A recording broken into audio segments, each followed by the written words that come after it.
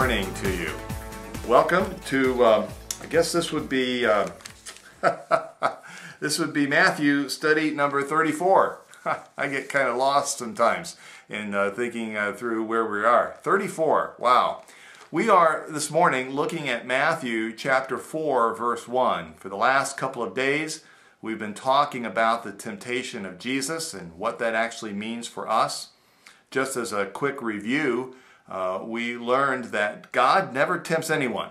That God does place us under trial and testing, and that the expectation for God is always that we would come out steadfast and that we would prove our righteousness and our steadfastness towards God. But Satan, on the other hand, the tempter, the devil, will always desire that the result of our trial, or in his case, temptation, would be that we would turn from God, that we would fall, that we would fail, that we would do action in such a way or think thoughts in such a way that would be displeasing to our Heavenly Father.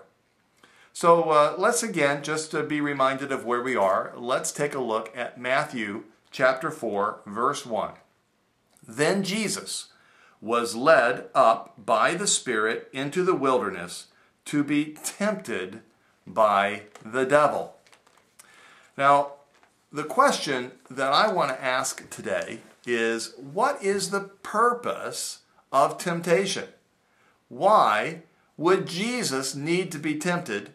And then also, why would we need to be tempted? What is the purpose of temptation in the negative sense, or the purpose of trial in the positive sense? Well, they may not be exactly the same for both Jesus and us, although I think we'll find here this morning that there is some similarity. The purpose for Jesus, for one thing we know, was to be an example. Jesus did experience fully temptation. As we talked about yesterday, there's no way that he could have truly been tempted had there not been that human element of his life that he could have potentially turned to sin. Without that, there is no such thing as temptation.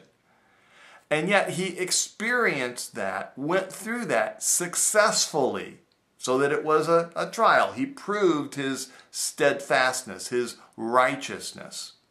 So that became an example for us to be able to follow. As we said yesterday, the only way that we could even know about this would be that Jesus told his disciples, and his disciples chose to record it in the Gospels so that we today know how to handle temptation. So for us then, the question comes, well, what is the purpose of temptation? Or what is the purpose of trial?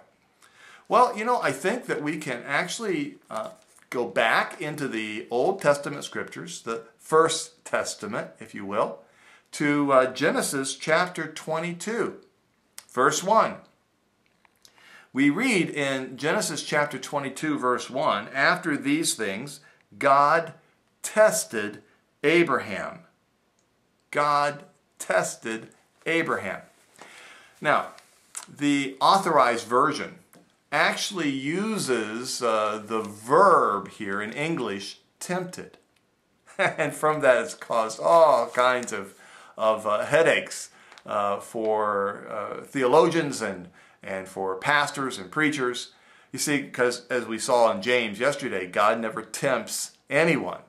Well, what was the translators, what were they thinking when they wrote God tempted Abraham? They were simply looking at the Septuagint, and they saw the same verb that they had used in other places in the tempt word rather than in the test or trial verb, and chose to use the tempt because they are literally the same thing, only the outcome, the intention of the outcome matters. Now, God's intention with Abraham was certainly never to see him sacrifice his son, as we see the trial unfold in Genesis chapter 22. What was it really? It was to test the loyalty of Abraham to God. Now, the other thing that we have to fully grasp here is, while this was a great test for Abraham? Was the outcome ever in doubt? From God's standpoint, certainly not. But was the outcome in doubt from Abraham's standpoint? Absolutely.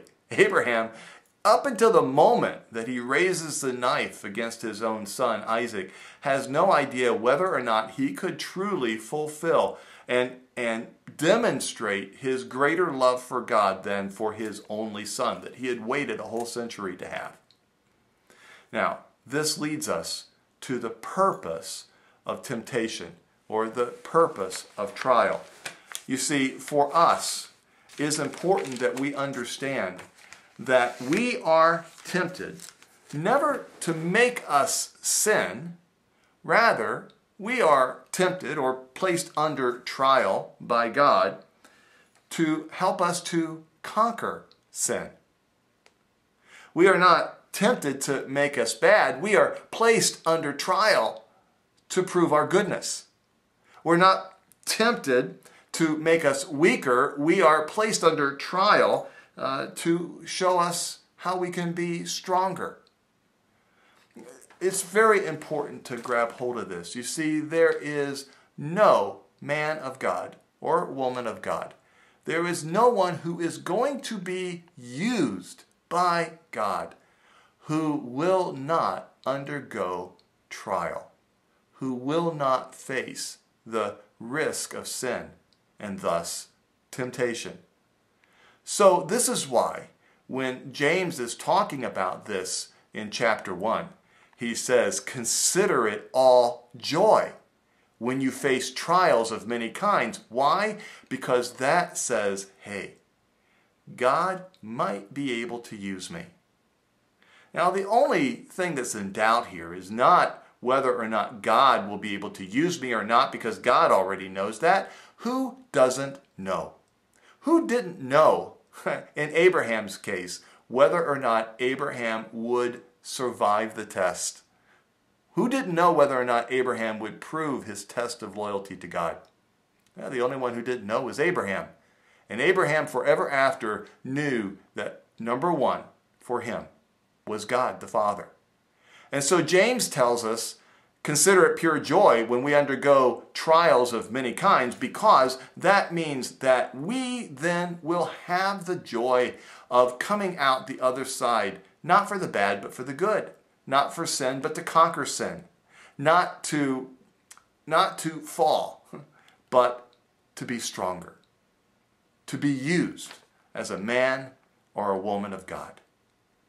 So the next time you face temptation, and I'm not saying it's going to be easy. I'm not saying you won't be enticed. I'm not saying your own desires won't well up inside you and you really will wish that you could do whatever it is that you know would displease God.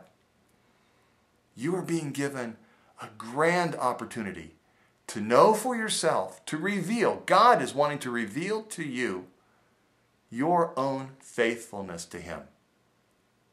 And He will give you the strength to do that. But that's a lesson for another day. Thanks for listening, and I'll talk with you again tomorrow.